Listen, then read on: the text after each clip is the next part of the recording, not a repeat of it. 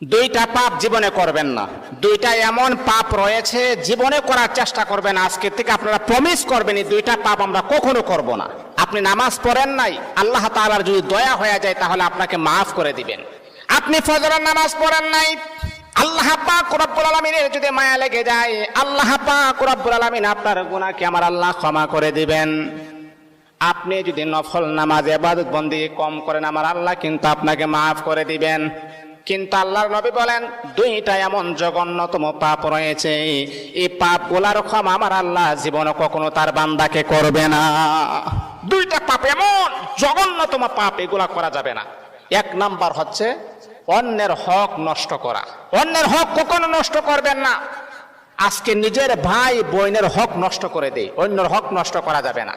দুই নাম্বার হচ্ছে আল্লাহ পাক রব্বুল আলামিনের সাথে শিরিক করা। যদি কোনো বান্দা আল্লাহ পাকের সাথে শিরিক করেন, আমার